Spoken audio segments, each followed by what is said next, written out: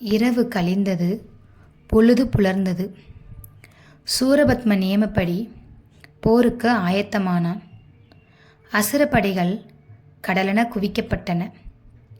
சிங்கமுகாசூரனின் மகன் அதிசூரன், தாரகாசூரனின் மகன் அசுரேந்திரன் படைகளுக்கு தலைமை பொறுப்புகளை ஏற்றனர். யுத்த பேரிகைகள் முழங்கின, சங்கம் ஒலித்தன. இந்திர ஞாலம் என்ற ஒப்பற்ற தேரில் ஒரு கதிரவன் போல் சூரபத்மன் ஏறி புறப்பட்டான். சூரனின் வரவை தேவர்களின் தலைவன் திருமுருகனிடம் அறிவித்து அவனது திருவடி தொழுது நின்றான். இந்திரனுக்கு இன்பம் வாய்க்கும்படி ஆசிகள் வழங்கி தமது தேரை கொண்டு வருமாறு சொன்னார். வாயுதேவன் மலை போன்ற தேரை ஓட்டி வர மால்மருகன் முருகன் ஏறி அமர்ந்தார். கூறிய வேலை கையில் பிடித்தார். இந்திரனும் நான்முகனும் திருமாலும் தேவர்களும் பூச்சொரிந்த இறைவனது திருவடியை வணங்கினர், வாழ்த்தினர், துதித்தனர். ஆறுமுகனின் அருமை தம்பி வீரவாகு தேவரும் 8 தலைவர்களும் 1,00,000 வீரர்களும் ஒன்று சேர்ந்து பூதகணங்கள் ஆர்ப்பரிக்க இறைவனது படைகள் சூரனின் படைகளை எதிர்கொண்டனர். பூதப்படையினர் அசுரர்கள் மீது கிளைகள் நிறைந்த மரங்களையும் மலைகளையும் கழுமுட்களையும் சக்கரங்களையும் வேல்களையும் கலப்பைகளையும் வீசி போர் புரிந்தனர். அசுரர்கள் சினந்து அம்பு, கணிச்சி, தண்டு, சக்கரம், சூலம், முசலம், முற்களம், கப்பனம் முதலான ஆயுதங்களை எறிந்து போர் புரிந்தனர். அசுரர்கள் அழிவு மிகுந்து பூதகணங்கள் வெற்றி பாதையில் பவனி வந்து கொண்டிருந்தனர். இதை கண்ட சிங்கமுகனின் மகன் அதிசூரன் சினம் கொண்டு மிகுந்த வன்மையோடு பூதப்படைகளை தாக்கினான். பூதப்படைகள் சிதறி ஓட முற்பட்டன. இதை கண்ட பூதப்படை தலைவன் உக்கிரன் அதிசூரனை எதிர்த்து போர் செய்யலானான். இருவருக்கும் இடையே உக்கிரமான போர் நிகழ்ந்தது. வரங்கள் பல பெற்ற அதிசூரன் அக்கினி, வாயு, வருணன், யமன் என தேவ படக்கலன்களை உக்கிரன் மீது பிரயோகித்தான். உக்கிரன் பரம்பொருளான பரமசிவன் மைந்தன் முருகனை மனதில் எண்ணி தியானம் செய்யவே அத்தனையும் அவனை வணங்கி வலம் வந்தது, திரும்பிச் சென்றன. இறுதியாக சிவபடைக்கலனை ஏவிவிட்டான் அதிசூரன். உலகையே நொடியில் உருக்குலைக்கும் சிவபெருமான் படைக்கலத்தை எதிர்க்க எவராலும் முடியாது என்பதை முற்றிலும் உணர்ந்த உக்கிரன் தன் ஆயுதங்களை கீழே போட்டு சீறி வரும் சிவப்படையை தொழுது நின்றான். நிராயுதபாணியாக நிற்கும் எவர் மீதும் சிவப்படைக்கலனை ஏவினால் அது அவனை அழிக்காது, வாழ்த்தி மீண்டும் சிவபெருமானிடமே சென்று சேர்ந்துவிடும் என்பது சிவபெருமான் அதிசூரனுக்கு அளித்த வாக்கு அதுவாக அது உக்கிரனை வாழ்த்தி மீண்டும் சிவபெருமானையே சென்று அடைந்தது. இனி செய்வதற்கு ஒன்றுமில்லை என்ற மனச்சோர்வோடு கலங்கி நின்றான் அதிசூரன். தண்டு ஒன்று எடுத்து உக்கிரன் அதிசூரன் மார்பில் அடிக்க அதிசூரன் உயிர் துறந்தான். பூதப்படையினர் மகிழ்ந்தனர், தேவர்கள் மலர்மழை பெய்தனர். அதிசூரன் மாண்டதை அறிந்த தாரகாசுரன் மகன் அசுரேந்திரன் புலியென சேரி பூதப்படைக்குள் புகுந்து புயலென வாரி சுருட்டினான். எதிர்த்து வந்தவரை வதம் செய்தான். அவனது தாக்குதலுக்கு எந்த பூதப்படை தலைவரும் தாக்குதல் பிடிக்க முடியவில்லை. பூதப்படைகள் சிதறி ஓட முற்பட்டன. இது கண்டு வெகுண்டு எழுந்த வீரவாகுத்தேவர் அங்கே தோன்றினார். இருவரும் ஒருவரை ஒருவர் வெல்ல தங்களது வன்மைமிக்க ஆயுதங்களை வீசி போர் புரிந்தனர். அசுரேந்திரன் வலிமைமிக்க 3 அம்புகளை ஒரு சேர செலுத்தி வீரவாகுத்தேவரின் தேரையும் குதிரையும் அவர் கை வில்லையும் வீழ்த்தினான். சினம் கொண்ட வீரவாகு மின்னலென தன் வாளை உருவி அசுரேந்திரன் கைகளை வெட்டி தலைகளையும் மறுத்து அழிந்திடச் செய்தார். அண்டங்கள் 1008க்கும் அதிபதியான சூரபத்மன் தன் தம்பியின் மைந்தர் இருவரும் இறந்து அசுரப்படைகள் சிதறி ஓடுவதைக் கண்டான், சினம் கொண்டான். மேருமலை போன்ற பெரிய வெள்ளெடுத்து நானில் நகத்தால் தட்டி ஒளி எழுப்பினான். அந்த பேரொளி அண்டங்கள் அத்தனையையும் அதிர வைத்தது. இந்திரனும் நான்முகனும் திருமாலும் பூதப்படைகளும் 108 படைத்தலைவர்களும் 1,00,000 வீரர்களும் அதிர்ச்சுற்றனர். வில்லை வளைத்து வித்தைகள் பல கற்ற அஸ்திரங்களான கோடியை ஆழிக்கடல் அலையென அடுக்கடுக்காய் பிரயோகித்தான். அந்த அம்புகள் பூதப்படைகளின் தலைகளை துளைத்தன. முகங்களை, தோள்களை, மாலை சூடிய மார்புகளை, கைகளை, தொடைகளை, கலலணிந்த கால்களை எல்லாம் துளைத்தன. பூதப்படை தலைவர்கள் தளர்ந்தனர், வஞ்சிக்கொடி போல வளைந்தனர். பிஞ்சு மழலை போல் தள்ளாடி வீழ்ந்தனர். அதிபலன், வக்கிரன், வச்சிரன், கபாலி, அச்சுதன், மாபலன், மதிசயன், மேகன், அண்டவாபரணன், மேகமாலி, காகபாதன், உதவகன், அசமன், பெரிய கவந்தன், அத்திரிபத்திரன், பதுமன், வியாக்கிரன், தனஞ்சயன், மந்தன், பினாகி, சித்ராங்கன், கனகன், மாலி, நீலன், கும்பன், நிகுமன், சண்டி, தண்டி, வாமன், சோமன், உக்கிரன், சிங்கன், சுவேதசீரன், சங்கபாலன், நந்தி, பிங்களவன், ரோமசன், வீரமார்த்தாண்டன், வீர ராக்கதன், வீரமகேந்திரன், வீரதீரன், வீரமகேச்சுரன், வீரகசேரி, வீரமாபுரந்தான், வீரந்தாக்கன் என எதிர்த்து நின்ற பூதப்படை தலைவர்களையும் வன்மைமிக்க வீரர்களையும் தனது அஸ்திரங்களால் வென்றான். அதில் நின்றவர் சிலர், விழுந்தவர் சிலர், அங்கம் சிதைந்தவர் சிலர், அங்கேயே உயிர்த்திருந்தவரும் உலர். வென்ற வேட்கையில் நின்ற சூரன் முன் வீரவாகு நெருங்கினான். தூதுவனாக வந்து தன் வீர மகேந்திர நகரத்தை அழித்த வீரவாகு இவன் என அறிந்த சூரன் அடங்கா ஆத்திரம் கொண்டான். அழித்திடும் வகையில் 1000 அம்புகளை தொடுத்தான். அவற்றை வீரவாகு தடுத்தார். இருவருக்கும் இடையே எண்ணற்ற அஸ்திர பிரபயோகங்கள் நடந்தன. இருவரும் சமநிலையில் இறுக்கமாக யுத்தம் தொடர்ந்து நடைபெற்றது. அடுத்து வீரவாகு தேவர் பஞ்சபூதங்களான தேவ படைக்கலன்களையும் நான்முகன் திருமாலின் படைக்கலன்களையும் அடுத்தடுத்து பிரயோகித்தான். அத்தனையும் மலையில் மோதிய வண்டுகள் வீழ்ந்தது போல வலுவுற்று வருந்தி வீழ்ந்தன. இறுதியாக வீரவாகு சிவகணியை வீச சூரனும் எதிராக தான் கொண்ட சிவகணியை வீசினான். இரண்டும் நெருப்பை கக்கிக் கொண்டு சென்றன. அண்டங்கள் அதிர்ந்தன, ஆழிக்கடலும் வற்றின. இரண்டும் முட்டினால் இவ்வுலகே அழியும் என்ற அச்சத்தில் தேவர்கள் சிவபெருமானை நினைத்து துதிக்க அவ்விரண்டும் மோதலை தவிர்த்து அவரவர் கைப்போய் நின்றது.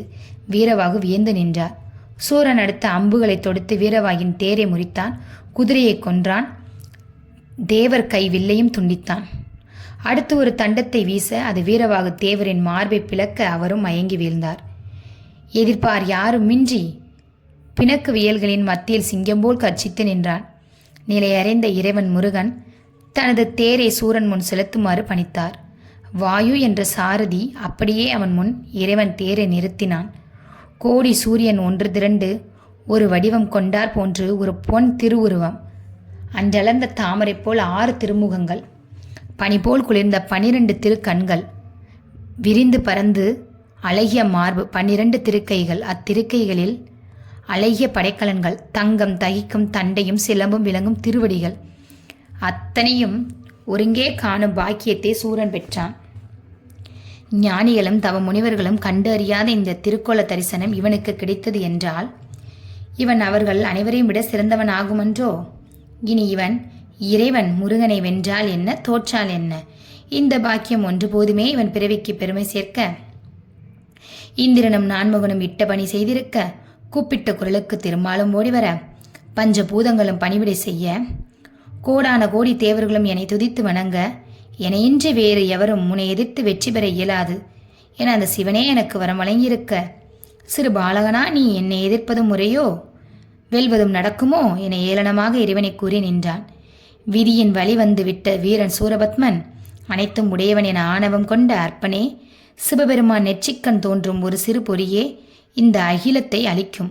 ஆற்று நீர் உவர்கடலில் சேர்ந்து தன் தன்மை அழிந்தது போல இன்றே உன்னை அழிக்கின்றேன் என்றார் முருகன். சினம் கொண்ட சூரன் வானத்தை வளைத்து செய்தார் போன்றதொரு வில்லெடுத்து வலிய மின்னலைப் போல் வரிசையாக அன்பு மலைதனை ஆறுமுகம் நோக்கி விடுத்தான். தன் சிறு குறுநகையால் அத்தனையும் ஆண்மை அச்சுவிட செய்தான் முருகன். வாள், வேல், சூலம், கதை என எண்ணிலடங்கா ஏவுகணைகளை செலுத்தினான். அத்தனையும் ஆறுமுகன் தொடுத்த கணையால் அழிந்தன. நான்முகன் படைக்கலன், திருமால் படைக்கலன் என தேவ படைக்கலன்களை வரிசையாக அனுப்பினான். அத்தனை படைக்கலன்களையும் முருகன் கை வேல் விழுங்கியது. சற்று சீற்றம் கொண்ட இறைவன் தன் திருக்கையில் வீச்சிருந்த சக்கரத்தை விடுத்தார். அது புயல் சுழன்று சுழன்று அடிப்பது போல அசுரப்படைகள் அனைத்தையும் அழித்து திரும்பியது. சினம் கொண்ட சூரன் வரம் கொண்ட சிவப்படையை ஏவினான். அண்டங்கள் மிரள சீறி வந்த அந்த பெரும்படியை கொடுத்தவனே திரும்ப பெறுவது போல தன் சிவந்த கைகளால் அதை பற்றி தம்மிடம் தக்க வைத்தார் இறைவன் முருகன். ஆறுமுகன் அடுத்து வில்லெடுத்து ஒரு 7 அம்பு தொடுத்து சூரனின் தேரை முறித்தார். கொடையை சாய்த்தார். அவனது மணிமுடியை வீழ்த்தினார். அவன் அணிந்திருந்த ஆபரணங்கள் யாவற்றையும் துண்டாக்கி சூரனை ஒரு பட்ட மரம் போல் வெட்ட வெளியில் நிற்க வைத்தார். பக்கத்துணையாய் வந்த படைகள் அழிந்தன. பலம் வாய்ந்த படைக்கலன்கள் நலம் கெட்டு களமோய்ந்தன. அண்டங்களை ஆண்டவன் பார்ப்பதற்கே பரிதாபமாய் ஒரு பரதேசி போல் நிற்கின்றான் சூரன்.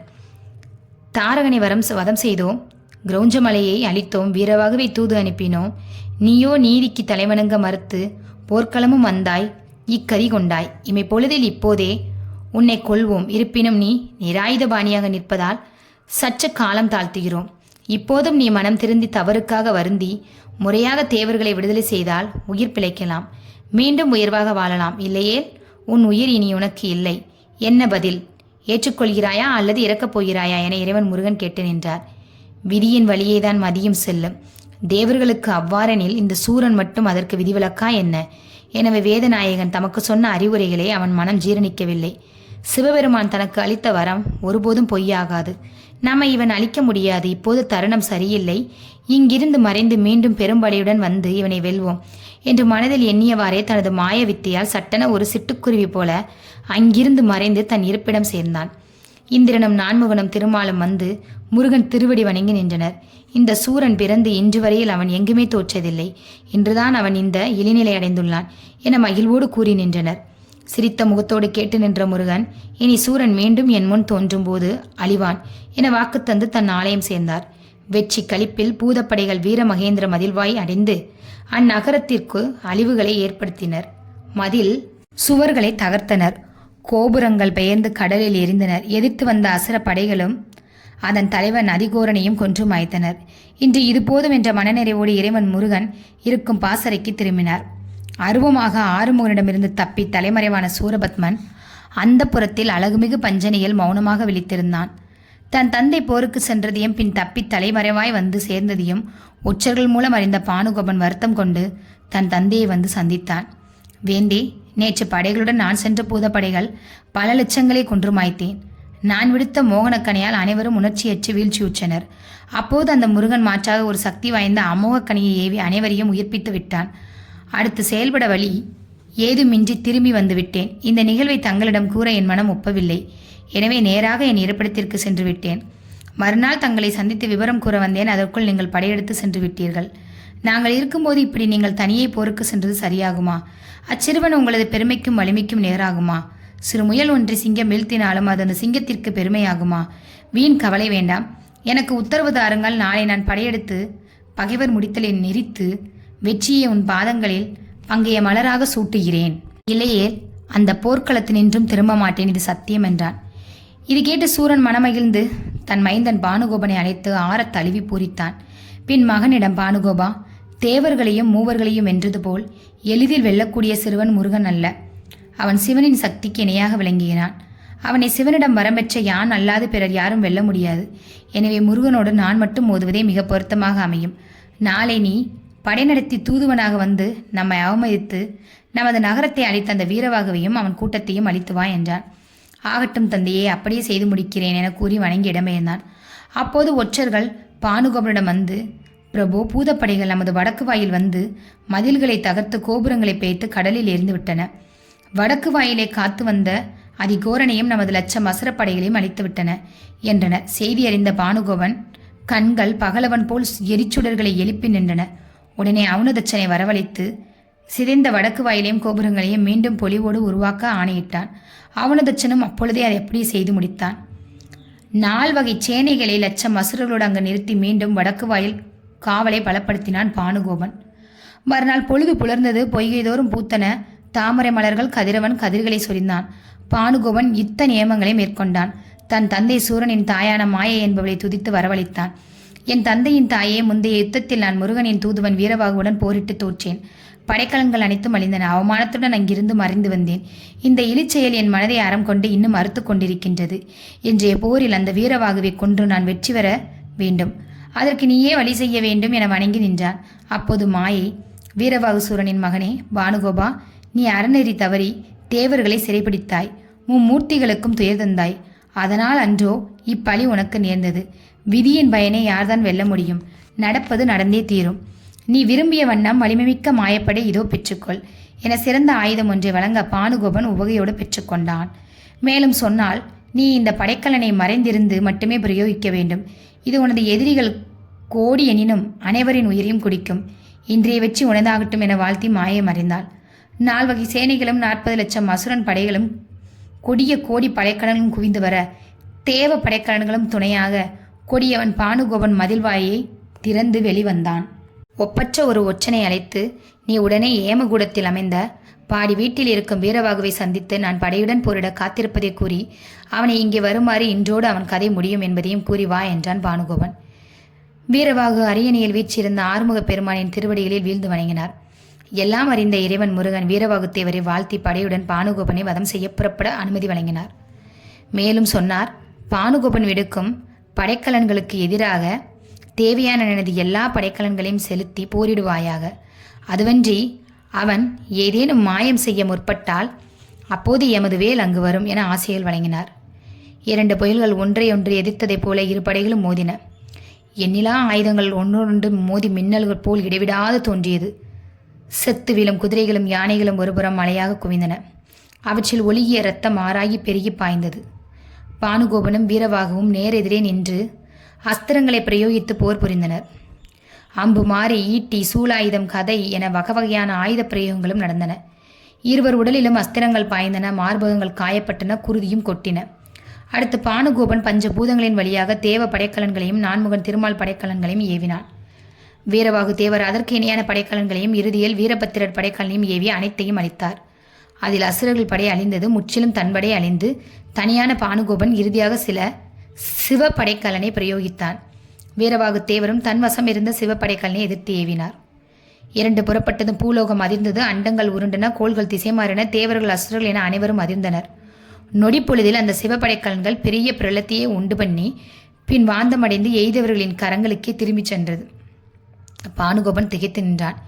இனி பிரயோகிக்க வலிமையான ஆயுதம் எதுவும் இல்லை என்பதை உணர்ந்த அவன் அருவமாகிய ஆகாயத்தில் மறைந்தான். அசுரப்படைகள் அனைத்தும் அழிந்துவிட பானுகோபன் மறைந்துவிட இனி எதிர்த்து போரிட எவரும் இல்லை என்பதை அறிந்த வீரவாகு தேவர் தன் தம்பியருடன் 1,00,000 பேர்களுடன் தங்களது பாடி வீட்டிற்கு திரும்பினர். எல்லாவற்றையும் பானுகோபன் மாயத்தால் மறைந்து நின்று கவனித்து வந்தான். இன்றும் தோற்று நகரம் திரும்பினால் அதைவிட மானக்கேடு ஒன்றும் இல்லை. ஏதாவது மாயம் செய்து இன்றே அவர்களை அழிக்க வேண்டும் என முடிவு செய்தான். இருள் சூழ்ந்தது. அந்த இருளில் மாயை தனக்கருளிய படைக்கலத்தை பூஜித்து பாடி வீட்டில் தங்கியிருந்த வீரவாகு மற்றும் அவனது படைகளை நோக்கி மாயை கூறியவாறே மறைந்திருந்து ஏவினான். அந்த மாயக்கனை அனைவரது உணர்ச்சிகளையும் மறுத்து மயங்கச் செய்து பருந்து ஒன்று கோழி குஞ்சை தூக்கி செல்வது போல அவர்கள் அனைவரையும் வான்வெளியே தூக்கிச் சென்றது.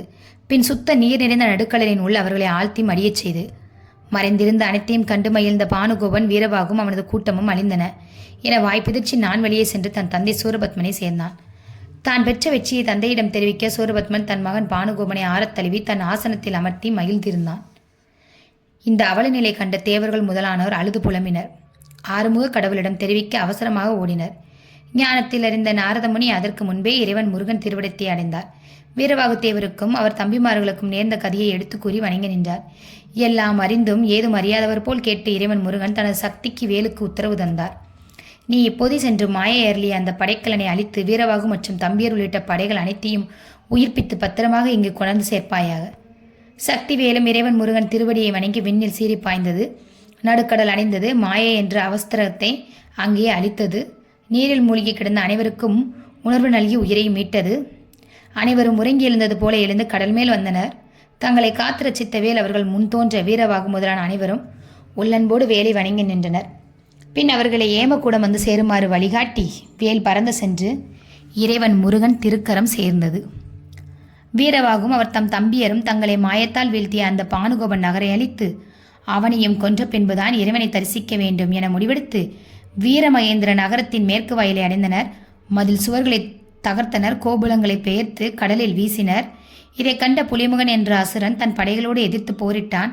சிங்கன் என்ற பூதத்தலைவன் அவனோடு போரிட்டு அவன் உயிரை பறித்தான். எதிர்த்து வந்த அசுரப்படைகளை பூதப்படைகள் சிதித்து அழித்தன. பின் வீரவாகு சிறந்த அம்புகளை எய்தி அந்த நகரம் தீப்பற்றி எரிய செய்தார். அசுர ஒற்றன் ஒருவன் ஓடோடி சூரன் முன் சென்று நடந்த விவரங்களை கூறி நின்றான். சினமுகுந்த சூரன் உடனே மேக கூட்டங்களை அழைத்து எரிகின்ற நெருப்பை அணைக்க ஆணையிட்டான். உரலுக்கு ஒரு பக்கம் இடி, மத்தளத்திற்கு இருபக்கம் இடி என்பது போல் மேகக்கூட்டங்கள் வருந்தின. சூரன் ஆணைப்படி தீயை அணைத்தால் வீரவாகு தேவரின் கோபத்திற்கு இரையாக நேரிடும். அவ்வாறு செய்யாவிடில் சூரன் தண்டனையை அனுபவிக்க வேண்டியது வரும். 2 வீரவாகு கையால் இறப்பதே மேல் என்ற முடிவுக்கு கொண்டு வந்து பச்சி எறிந்த நெருப்பை மேகக்கூட்டங்கள் அணைத்தன. அது கண்டு சினந்த வீரவாகு தேவரிடம் நாரத முனிவர் வடவைத்தீ என்ற அஸ்திரத்தை பிரயோகிக்குமாறு கூறிவிட்டு இடம்பெயர்ந்தார். வீரவாகு தேவரும் அவ்வாறே அந்த அஸ்திரத்தை பிரயோகிக்க வீர மகேந்திரம் பச்சி எரிந்தது. இந்த நிகழ்வு சூரனின் கோபத்தையே மேலும் உயர்த்தி வெப்பத்தை உமிழச் செய்தது. இப்போதே எனது தேரை கொண்டு வாருங்கள், வீரவாகு தேவரையும் அந்த முருகனையும் அழித்து வருகிறேன் என்று கர்ஜித்து நின்றான். இப்போது அங்கிருந்த சூரனின் மகன் இரணியன் பேசலானான்.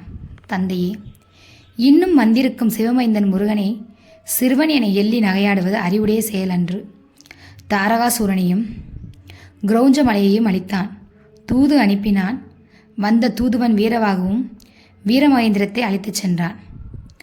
பானுகோபன் விடுத்த பஞ்ச பூத கணைகளையும் இந்திர நான்முகன் திருமால் ஆகியவற்றின் தேவ படைக்கலன்களையும் அவன் முன் செயலிழந்தன. மாயம் செய்வதில் வல்லவரான நாம் விடுத்த மோகக்கணைக்கு எதிராக அமோகக்கணை தொடுத்து அழிந்த பூதப்படைகளை உயிர்ப்பித்தான். மாயவரத்தால் பெற்ற மாய படைக்கலன்களையும் அச்சிறுவன் வேல் வந்து நீர்க்கடலில் அழித்து அங்கு நிலை பெற்ற வீரவாகுவையும் படைகளையும் காத்து மீட்டுச் சென்றது. இத்தனை அற்புதங்களையும் செய்து காட்டிய பின்னும் இன்னும் அவன் சிறுவன் என எண்ணி நீர் பேசுவது உமது வரத்துக்கும் வலிமைக்கும் பொருந்தாது. 6 முகங்களையும் 12 திருக்கரங்களையும் கொண்ட வேல்முருகன் நமக்கு வரம் தந்த அந்த சிவன் அன்று வேறு அல்ல. கங்கையின் மைந்தன் என்றும் கார்த்திகை பெண்டீர் மகன் என்றும் திருமால் மருமகன் என்றும் சொல்லப்படுவது வெறும் உபச்சார வார்த்தைகளே. தேவர்கள் முருகன் மீது போர் தொடுத்த போது அவர்களை வென்று அவர்களுக்கு தன் விஸ்வரூபத்தை காட்டினான். அந்த உருவத்தை ஒரு சேர கண்ட உத்தம தேவர் ஒருவரும் இலர்.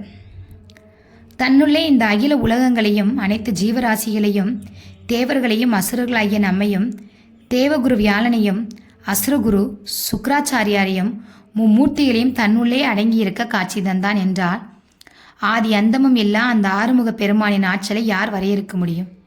இருந்த இடத்திலேயே இருந்து கொண்டு தம் வேலை செலுத்திய அறநொடியில் நம் அசுரகுலத்தையே வேறறுக்க அந்த வேலவன் அவன் எய்யும் அந்த வேளால் முடியும்.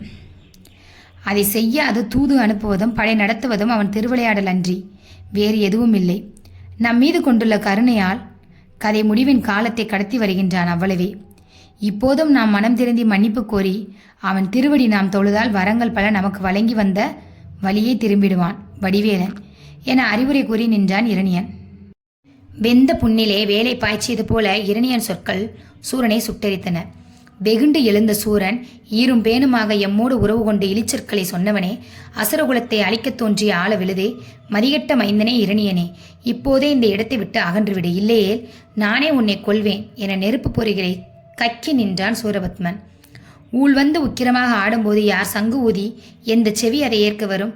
முருகன் கைவேலால் இவனும் நாமும் அழிவது உறுதி என்ற பின்னே இனி அறிவுரை இங்கு எதற்கு என்றெல்லாம் மனதில் எண்ணிய இரணியன், தந்தையே, என் தவறான பேச்சிற்கு என்னை மன்னிக்கவும். நிலைமை என்ன என ஆராயும் பொருட்டு சில தர்க்கவாதங்களை கூறி நின்றேன். புலிக்கு பிறந்தது பூனை ஆகுமா? ஆணையிடுங்கள், இப்போதே படையெடுக்கிறேன், வெற்றி வாகை சூடி வருகிறேன் என வணங்கி நின்றான் இரணியன். அது கேட்டு உள்ளம் குளிர்ந்த உன்மத்தன் சூரன் இரணியனை கட்டி தழுவி போர் செய்ய விடை கொடுத்து அவன் அழிவுக்கு ஒரு வழிகாட்டினான். போர்க்களம் பூண்டான் இரணியன். 4 வகை சேனைகளும் பல்வகை ஆயுதம் தாங்கி ஆழிக்கடல் எரிந்த அலைகள் போல வீரவாகு அணிவகுக்கும் பூதப்படைகளோடு பெருத்த யுத்தம் வெடித்தது. ஒருவரையொருவர் வெட்டினர், குத்தினர், கொன்றனர். யானைகளும் குதிரைகளும் தம் அங்கங்கள் துண்டாகி அலறி துடித்தன. உதிரம் நதியாக அவற்றில் உயிர் நீங்கா உடல்களெல்லாம் படகாக பவனித்தன. நீலை நின்ற பூதப்படைத் தலைவன் இரணியனோடு மோதினான். இருவரும் பலவகையான அஸ்திர பிரயோகம் செய்தனர். இரணியன் தொடுத்த அத்தனை ஆயுதங்களும் நீலன் விடுத்த வலிமை ஆயுதங்களால் தடுத்து வீழ்த்தப்பட்டன. அடுத்து மாயா யுத்தத்தை தொடங்கிய இரணியன் நீலன் மீது அம்புகள் எய்து அவன் மூச்சை அடக்க செய்தான். அது கண்டு வீரவாகு தேவர் ஓடி வந்து இரணியனை எதிர்கொண்டார். அவன் மாயம் செய்வதை அறிந்த வீரவாகு முருகனை தியானித்து ஞானக் கணையொன்றை ஏவ இரணியனின் மாயம் அழிந்தது. அறுவடைக்கு காத்திருந்த நெற்பயிர்களை உழவர்கள் அறிந்து பூமியில் கிடத்தியது போல் வீரவாகு அசுரப்படைகளை தன் பானங்களால் அறுத்து வீழ்த்தினான். இரணியன் தனியானான். இனி இவனை எதிர்த்தால் நம் உயிர் அழியும் என்பதை உணர்ந்து நின்றான்.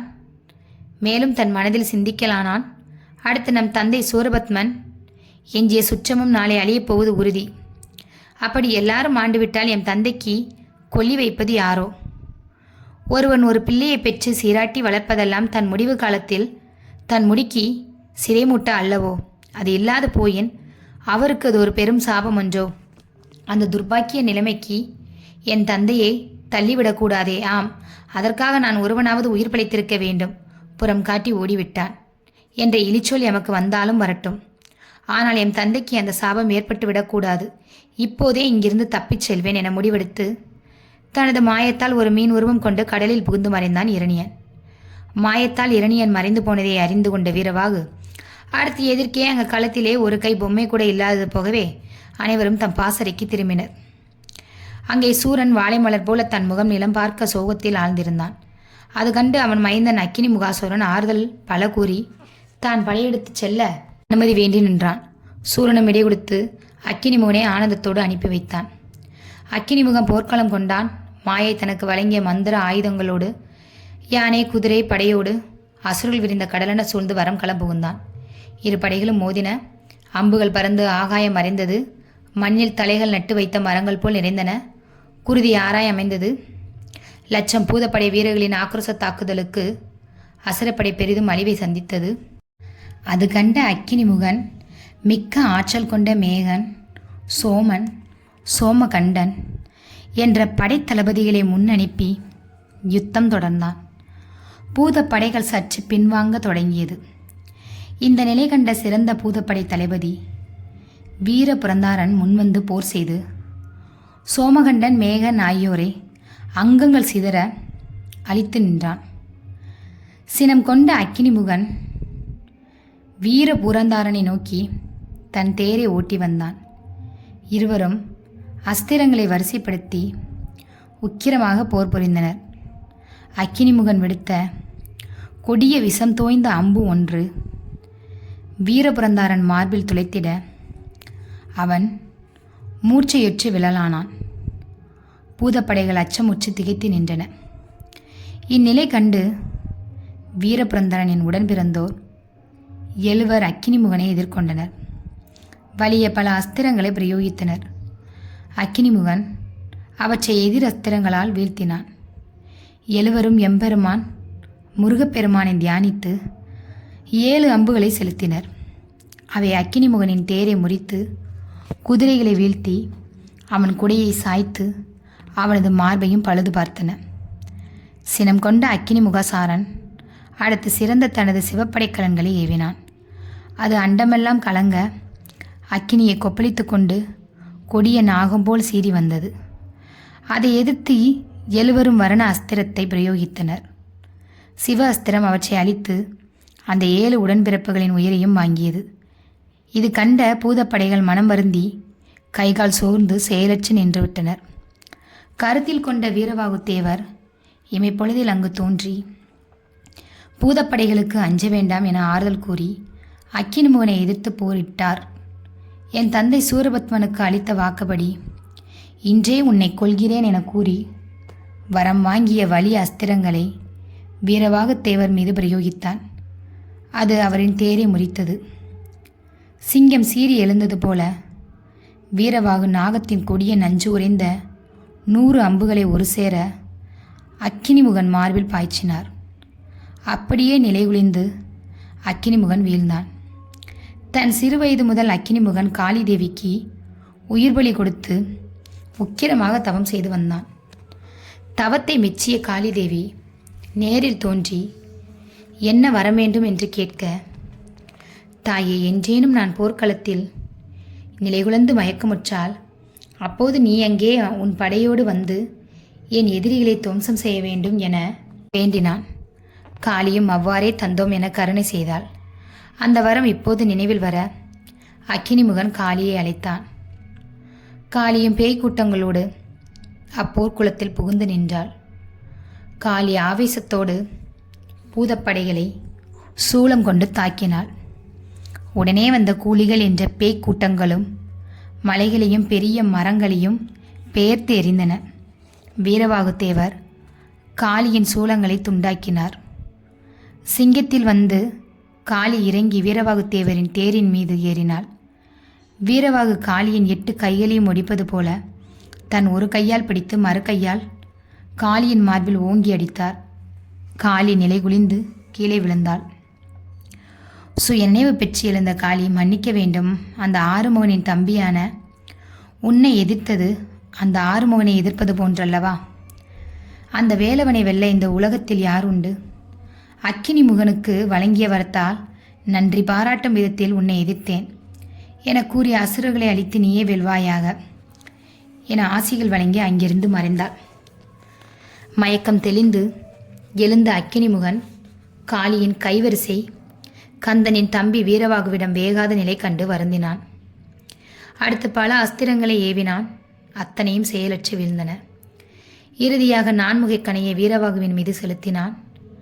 வீரவாகு வீரபத்திர கணையை ஏவினார். அது நான்முக கணையை 4 துண்டாக்கி அக்கினிமுகனின் அங்கத்தை 5 துண்டாக்கி அவனது உயிரை பறித்து யமலோகம் அனுப்பியது. மீண்டும் வீரவாகு தேவர் கைவந்து நின்றது.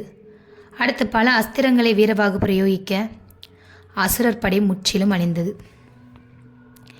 வெற்றி களிப்பில் பூதப்படைகளும் 1,00,000 வீரர்களும் மயங்கி தெளிந்த வீரா புரந்திரனும் அங்கு வந்து வீரவாகுவை வாழ்த்தி நின்றனர். அப்போது அங்கே தனது தம்பியர் 7 அங்கே இல்லாது கண்டு போர்க்களத்தில் தேடலானார். அப்போது உக்கிரன் என்ற பூதன் அவர் தம்பி 7 ஒரு ஆலமரத்தின் அடியில் இறந்து கிடப்பதை காண்பித்தான். அது கண்டு வருந்திய வீரவாகு தேவர் பின் சினம் கொண்டார்.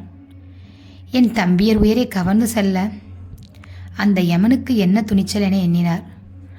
அடுத்து ஒரு அம்பிலே யமனே உடனே என் தம்பியர் 7 உயிரை திருப்பிக் கொணர்க என தன் நகத்தால் எழுதிய அந்த அஸ்திரத்தை யமலோகம் நோக்கி விடுத்தார். வந்த அந்த அஸ்திரத்தை யமன் படித்தார். கதி கலங்கினார். இது வீரவாகு தேவர் அனுப்பிய செய்தி அல்லவா? இறைவன் முருகன் இதை அறிந்தால் என் தலை தப்பாதே. அவர்கள் உயிர் என்னிடம் இல்லையே என கைகளை கசக்கி பிழிந்தான். ஏதோ என்ன முதிக்க விரைந்து கைலாயம் சென்றான். அங்கே அந்த 7 விளையாடு கொண்டிருப்பதை யமன் கண்டான். பின் அவர்களை அழைத்து கொண்டு பூலோகம் வந்து அந்த ஆலமரத்தை அடைந்து அங்கு கிடந்த அவர்களின் உடல்களில் புகச் செய்தான். 7 நலமுடன் எழுந்துவிட அவர்களை அழைத்து கொண்டு வீரவாகு தேவர் முன்னடைந்தான்.